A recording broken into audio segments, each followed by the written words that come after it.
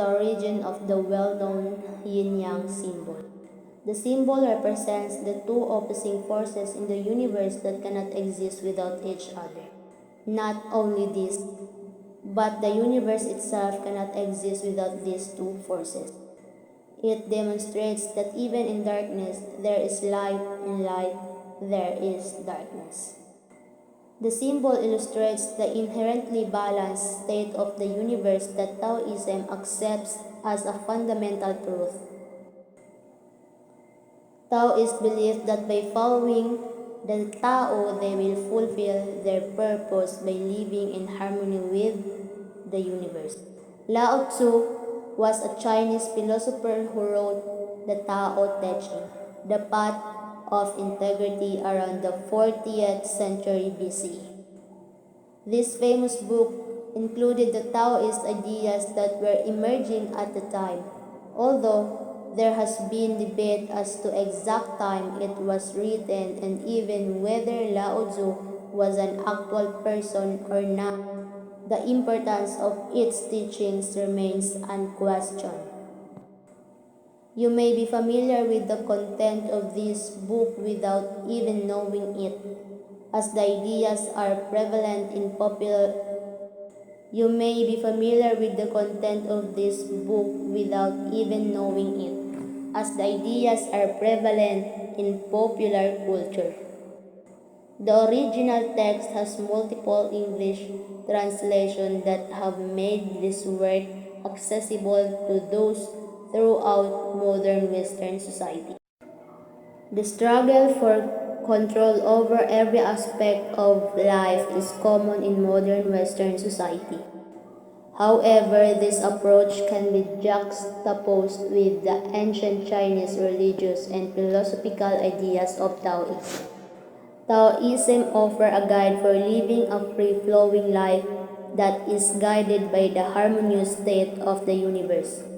It perpetuates the belief that one does not need to disrupt this innate order but rather trust its outcomes with grace and humility. Taoism is not only a religious and philosophical perspective, it is a way of life. The word Tao translates to the way and is referred to within Taoism as the natural way of the universe. All beings live in harmony with the Tao and are called to not interfere with its divine order of nature in service of their desires. Instead, they must accept that the universe will provide for all because of its inherent order and balance. Although the Tao Te Ching is considered the foundational text of Taoism, it is important to note that Lao Tzu did not invent the Tao, as ownership cannot be attributed to it. Instead, the Tao simply exists. This distinction is notable because it signifies that the Tao is not a human creation. A common misunderstanding of Wu Wei that it encourages positively. After all, non-action means not doing anything. Right? Not exactly. Non-action refers to not committing an action that does not follow the Tao. Wu Wei encourages people not to try too hard at any given endeavor, as the would indicate going against the natural flow. Essentially, Wu Wei calls for us not to force anything that does not feel natural. If something we are working towards requires overexertion, it is not meant to be pursued. The way that we act should come naturally to us. Wu Wei allows access to the state of the uncarved block.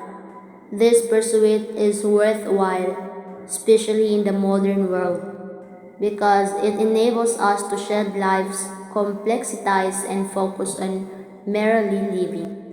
It counters overthinking, which is the enemy of living in the moment. The ancient ideas of Taoism are not only interesting to ponder but have practical application that can improve mental well-being. in age darkened by fear of failure and full of self-doubt. The Tao encourages people to believe simply that their existence is enough. The ability to put all of the stresses of the uncertainty of the future and live in the now offer a level of freedom unfamiliar to us.